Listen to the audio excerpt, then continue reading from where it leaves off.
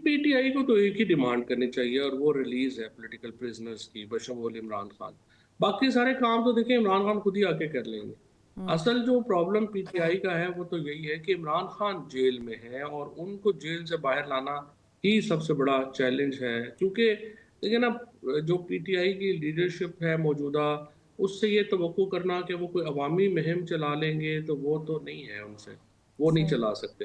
ठीक। और पॉलिटिकल लोग इसमें है नहीं, लिहाजा और ये सारे जो है वो समझ रहे हैं कि हम अदालतों से इमरान खान को छुड़ा लेंगे, वो तो देखिए मुमकिन नहीं है। आप जुडिशरी को बचा ही नहीं सके। 26वीं आईनी तरमीम आ गई, पीटीआई बैठी हम्म। रही, इलेक्शन चोरी हो गया, पीटीआई घर पे बैठी रही। और ये लोग भी देखिए ना, सिर्फ सोशल मीडिया ने तो नहीं इमरान खान को लाना ना, सोशल हम्म। मीडिया पे गालियां निकालना तो सिर्फ स्ट्रेटजी नहीं हो सकती। अच्छा, वैसे और कितने हमारे लोग बड़े कहते थे कि सोशल। नीयत नीयत जो है वो बड़ी कारआमद साबित होती है। अगर नीयत अच्छी हो तो फिर चीज़ें भी अच्छी हो जाती हैं।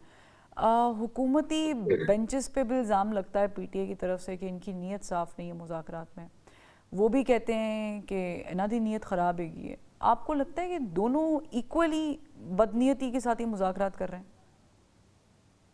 देखिए बात यह है कि मुज़ाकरात तो ज़ाहिर है कि हुकूमत नहीं करना चाहती पीटीआई से, पीटीआई भी नहीं करना चाहती। ये तो एक हालात है ना। देखिए पीटीआई से इनकलाब नहीं मैनेज हो रहा और हुकूमत और एस्टैब्लिशमेंट से इमरान खान नहीं मैनेज हो रहा, लिहाजा उसमें पाकिस्तान का रगड़ा लग गया है। और मजबूरी है कि वो कोई ना कोई टॉक्स के ऊपर जो है वो बैठे, सामने भी बैठे और पीछे से भी बैठे।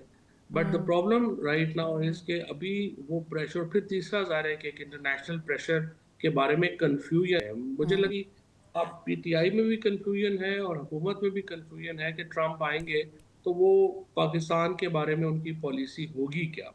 तो इसलिए इस वक्त आई थिंक गवर्नमेंट का फोकस ये है कि किसी तरीके से जो अरब ब्लॉक है, खुसूसन मोहम्मद बिन सलमान जो है, वो अगर पाकिस्तान आ जाएं, क्योंकि उनके बड़े करीबी ताल्लुक हैं प्रेसिडेंट ट्रंप से, तो उससे हमें हमारी परसेप्शन को एक सहारा मिलता है। और दूसरी तरफ पीटीआई के लोग स्पेशली जो अमेरिका में हैं, वो अपना दबाव बढ़ा रहे हैं रिपब्लिकन्स के ऊपर कि वो इमरान खान के लिए बात करें। वो कहते हैं हमने आपको पहली बार एन ब्लॉक पाकिस्तानी कम्युनिटी ने वोट किया है प्रेसिडेंट ट्रंप को इस वादे के ऊपर कि आप इमरान खान की रिहाई के लिए किरदार अदा करेंगे। अच्छा, अब ये जो इंटरनेशनल प्रेशर है और पाकिस्तान में जो मजबूरी है कि इमरान खान माइनस नहीं हुआ ठीक। और पीटीआई से हुकूमत के खिलाफ मुहिम नहीं चली, ये फैक्टर्स हैं जो कि इनको मुज़ाकरात की टेबल पे लेकर आए हैं। अच्छा। लेकिन अब मुज़ाकरात को आगे बढ़ने में मुझे ये लगता है कि दोनों ही इंतज़ार कर रहे हैं फ्री के, देख लें कि अब ट्रंप का लेकिन आज लेकिन पोल चेकिंग आप हो अक्सर जाएगी। पीटीआई की क़यादत पे तनकीद भी करते हैं जब से ये वाली क़यादत आई है सामने। कुछ लोग तो ज़ाहिर है कि हमें भी पता है कि बहुत नए हैं, उनके चेहरे मीडिया पर नहीं आते थे उस तरीके से, पीटीआई को रिप्रेजेंट करते हैं। इनके भी रवैयों में हम क्या लफ्ज़ इस्तेमाल करें, लेकिन हिपोक्रेसी एक अंग्रेज़ी का लफ्ज़ है और दोगलापन हम उर्दू में कहते हैं। तो क्या आपको लगता है कि पाकिस्तान तहरीक इंसाफ की जो अभी की मौजूदा क़यादत है वो इन दोनों पैरामीटर्स को फॉलो कर रही है, विकेट की दोनों जानिब खेल रही है? तो उनकी तो ना कैपेसिटी है और ज्यादातर पीटीआई की जो लीडरशिप है वो तो कंप्रोमाइज्ड है। देखिए ना, कॉम्प्रोमाइज्ड जो भी लोग हैं अंडर अंडर व्हाट इन्फ्लुएंस? इसलिए कि लोग जो हैं वो एफिडेविट्स दे के एमएनए बने हैं, लोग जो एफिडेविट्स दे के एमपीए बने हैं, जो पोजीशंस मिली हैं वो इस शर्त पे मिली हैं कि आप जो है वो पीटीआई हमारे के लोग मामलात एफिडेविट को। दे के आप कह रहे हैं कि एमएनए बने हैं। किसको एफिडेविट दे के जी, एमएनए बने हैं? एवी दासदेव? अच्छा। एस्टैब्लिशमेंट को देख के बने हैं ना, जाहिर है। देखिए ना, जहाँ शाह महमूद कुरैशी को, चौधरी परवेज इलाही को, मुझे इसके अलावा बाकी लोगों के नॉमिनेशन पेपर्स ही रिजेक्ट किए गए, वहाँ पे क्या मोहब्बत थी कि कुछ लोगों को जो है वो इलेक्शन लड़ने दिया गया। यानी तो जाहिर है फवाद साहब, कि और इस एक तरह से सेकंड, आप मुझे यू यू बताइए कि आज। You are uttering a very important point over here. You saying कि establishment actually instilled their men in PTI and they have given affidavit to obvious, establishment. जी जी, ऑब्वियसली। उसके बाद देखिए ना कि आज मैं जो जिस मुझे कहा जाता है कि मैं पीटीआई में नहीं हूँ, लेकिन मैं इस वक्त 48 मुकदमे भुगत रहा हूँ। हमारी जिंदगियां जो हैं वो खत्म हो गई हैं, हमारे घर तोड़ दिए गए, हमारे 7 महीने जो है वो मैं जेल में रहा, तशद्दुद बेपनाह हुआ। इसके अलावा जो बाकी लोग हैं सारे, जो पीटीआई के, जो इमरान खान के असल में जिन्होंने पीटीआई बनाई थी साथ मिलके, वो सारे लोग या तो जेलों में हैं या वो बदतरीन तशद्दुद के नतीजे में, हाँ, बदतरीन दबाव के नतीजे में पार्टी छोड़ गए। या वो और अब प्रेस उनकी कॉन्फ्रेंस, जगह पे हाँ लोग जो एग्जैक्टली। आए हैं, उनकी जगह जो लोग आए हैं, वो तो बुनियादी तौर के ऊपर या तो लेकिन उनको नोबडीज उन हैं, जो लोग जिनकी आए कोई हैं फवाद हैसियत चौधरी नहीं साहब, उनको अप्रोच क्या एस्टेब्लिशमेंट ने किया था कि we give you this offer, या वो एस्टेब्लिशमेंट के पास गए थे कि भाई हम ये करना चाह रहे हैं तो सपोर्ट अस? दो तरह के लोग आए हैं ना। एक तो वो है जो नोबडीज हैं, लाइक ये शोएब शाहीन वगैरह हो गए, जो आईबी के जिन्होंने अपना कैरियर शुरू किया आईबी के एक इन्फॉर्मर की हैसियत से, और उसके बाद वो बड़े होते गए और उनको जो है वो उन्होंने अकोमोडेट करवा दिया।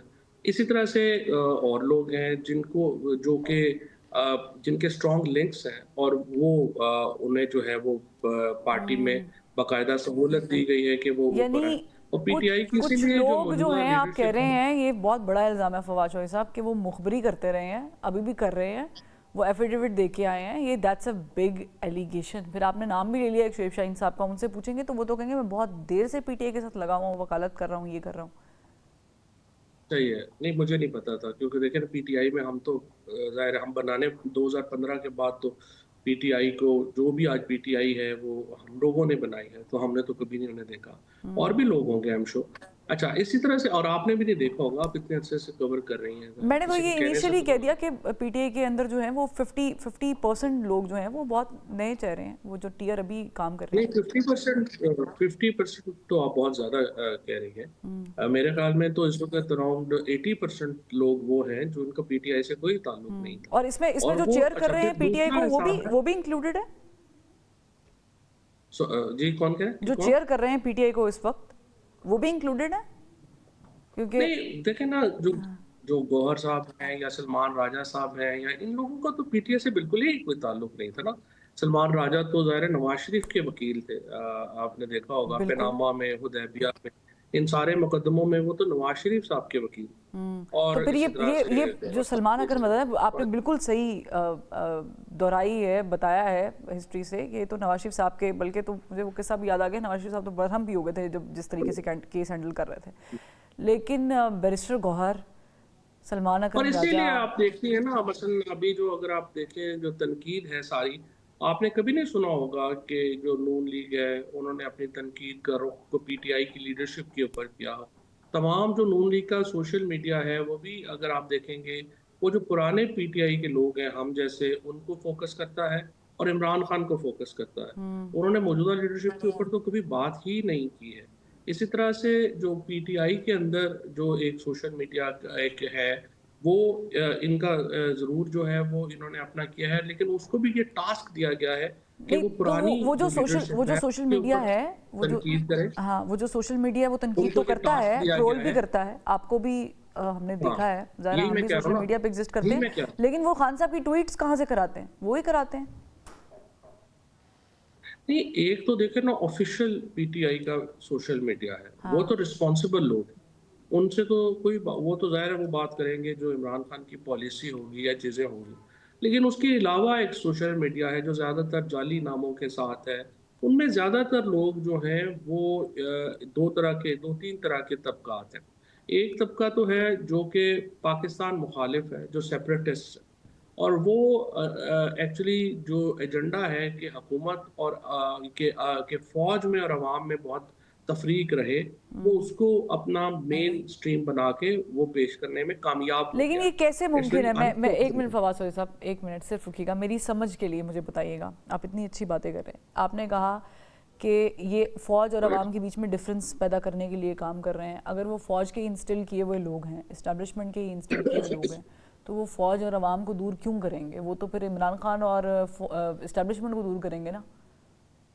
यही तो आपने मेरी पूरी बात ही नहीं ना सुनी। मैं आपसे ये कह रहा हूँ कि डिफरेंट किस्म के ग्रुप्स हैं। ठीक है। एक ग्रुप है जो बुनियादी तौर के ऊपर सेपरेटिस्ट का है। जो सेपरेटिस्ट हैं वो हैं जो चाहते हैं कि हुकूमत फ़ौज में और अवाम में एक फ़ासला हो, और वो इस्तेमाल करते हैं सोशल मीडिया को, जिनमें अब पीटीआई के अकाउंट्स बनकर भी करते हैं, ताकि ये नफ़रत जो है वो बढ़े फ़ौज जो, जैसे आपने देखा शहीदों के खिलाफ जो कैंपेन हुई, फिर आपने देखा जो गाजियों के खिलाफ कैंपेन हुई, और फिर आखिर में इमरान खान को ये स्टेटमेंट देनी पड़ी कि इन अकाउंट्स का उनसे कोई ताल्लुक नहीं है, जो बड़ी अच्छी बात थी। फिर दूसरा ग्रुप है जो जी। ये समझता है, जिनके साथ ज्यादतियां हुई हैं, टू बी फेयर विद, जो फौज ने, लोग 1 लाख से ज्यादा जो पंजाब में छापा पड़ा है, उसके नतीजे में लाखों लोग जो हैं वो डायरेक्टली मुतासर हो गए हैं एस्टेब्लिशमेंट की पॉलिसी से। वो हुँ, अपना गुस्सा निकालता है, ठीक। उसका भी जो है वो एक मुद्दा है। तीसरा जो ग्रुप है, वो ये समझता है कि ये जो लोग हैं, जो पीटीआई के पुराने लोग हैं, ये अगर वापस आते हैं पीटीआई में, तो इससे पीटीआई दोबारा खड़ी हो जाएगी। हुँ, लिहाजा वो पीटीआई के उन लोगों को जिन्होंने इमरान खान का साथ दिया और बनाई पीटीआई, उनको टारगेट करता है। और वो ग्रुप है जिसको एस्टेब्लिशमेंट की हमायत हासिल है, ट्विटर के ऊपर या ठीक। बाकी तो जगहों फिर के ऊपर, और इसमें वो इसमें तो बुनियादी फिर तौर पर अली अमीन गंडापुर साहब के बारे में भी शक-ओ-शुबात थे कि वो कहीं खाना-शाना खाने चले जाते हैं, उस तरह असेंबल नहीं कर पाते चीज़ों को। फिर तो मेरा ख़्याल से ये मुझे बता दें ये किस ग्रुप में लाया करते हैं, और साथ ये भी सवाल ले लें कि बुशरा बीबी साहिबा के बारे में कहा जाता है कि उन्होंने खान साहब को बहुत डैमेज पहुंचाया है उनकी सियासत को। She tried to control it but she couldn't do it. तो इसके पीछे भी कोई आपको लगता है कि ये भी किसी ग्रुप का हिस्सा है? पहली बात तो ये है कि अली अमीन गंडापुर और बुशरा बीबी अपने अपने जो रोल हैं, उनमें इमरान खान के लिए जो कुछ कर सकते हैं वो कर रहे हैं। मैं अच्छा। समझता हूँ कि अली अमीन गंडापुर ने जो इस वक्त एक अहम किरदार अदा किया है स्टैब्लिशमेंट में और इमरान खान में टेम्परेचर नीचे लाने का, वो बहुत इम्पोर्टेंट रोल था, और अली अमीन गंडापुर ने बड़ा अहसन तरीके से उस रोल को निभाया है। हम्म। इसी तरह से जो बुशरा बीबी हैं, जिस दिलेरी के साथ, जिस हिम्मत के साथ वो इमरान खान के साथ खड़ी हुई हैं, उनके खिलाफ जो प्रोपेगेंडा किया जाता है, वो आप देखेंगी कि वो वही ट्रोल्स हैं, वही लोग हैं जो बुशरा बीबी के खिलाफ प्रोपेगेंडा कर रहे हैं, जो हम जैसे लोगों के खिलाफ प्रोपेगेंडा करते हैं, जो चाहते हैं कि पीटीआई अपने पाँव पर खड़ी ना हो और हम्म। पीटीआई इसी लूले लंगड़े लोगों के हवाले रहे, जिन जो कि पीटीआई को कामयाब कर ही नहीं सकते। हम्म। तो लिहाजा बुशरा बीबी के खिलाफ भी वही लोग हैं जो कि हमारे खिलाफ हैं, और जो ठीक। ये समझते हैं कि ये चीज़ें जो हैं वो उनकी जो है वो होनी चाहिए। अच्छा, मैं लास्टली आपसे पूछना चाह रही हूँ कि डील, ढील, मुज़ाकरात, अदालतें, किस ऑप्शन के ज़रिए खान साहब बाहर आ सकते हैं अगर यही हाल है जो आप बता रहे हैं? लेकिन ये खान साहब ने बाहर आना है तो वो तो अपने प्रेशर के ऊपर ही आना है। अब ये प्रेशर इंटरनेशनल प्रेशर होगा या इंटरनल प्रेशर होगा, ये दोनों ही इस चीज़ें प्रेशर देखनी है को हमने आप कि अपनी या ज़ाती राय में इंटरप्रेट कीजिएगा। क्या कहेंगे? डील कहेंगे, ढील कहेंगे, इंसाफ कहेंगे, क्या कहेंगे? नहीं, वो तो फिर अब आप कहेंगे ना कि बड़े अहले ज़ुबां कब मानते थे हफीज़, बड़े ज़ोरों से मनवाया गया हो। अच्छा। इसको ढील तो नहीं कहेंगे। तो फिर जब बाहर से तो ये तो प्रेशर बड़ा आता है, फिर इंटरनल प्रेशर भी होता है, तो फिर उसको उसको फिर यही कहते हैं, मुकमुकाई कहते हैं, सीधे उसको पंजाबी से यही कहते हैं। उसको ढील तो नहीं ना, उसको ढील तो नहीं कहा जा अच्छा, सकता ना, यानी उसको आप तो कह कहा रहे हैं जा सकता ढील, है कि ढील नहीं होगी, डील होगी। नहीं नहीं ना, डील डील कोई नहीं होनी। इमरान खान एक्चुअली बड़े बहुत हो गए, जो एस्टैब्लिशमेंट ने बहुत बड़ी एक ठीक। गलती की है। जिस तरीके से देखिए ना, इमरान खान के ऊपर ना मुकदमों का कोई असर है, ना उनकी चीज़ों का कोई असर है। और दूसरी तरफ एस्टैब्लिशमेंट के जो बुनियादी साथी हैं, जरदारी साहब हैं, शहबाज शरीफ हैं, वो उनको कोई पॉलिटिकल सहारा देने की पोजीशन में ही नहीं है। वो ये लाशें उठा के फिर रहे हैं, सियासत इनकी है नहीं। सियासी तौर के ऊपर तो देखें, इमरान खान का कोई जवाब एस्टैब्लिशमेंट और हुकूमत नहीं बना सकी, और यही सबसे बड़ा फेलियर है, और ठीक। इसीलिए इमरान खान का वापस आना इमिनेंट।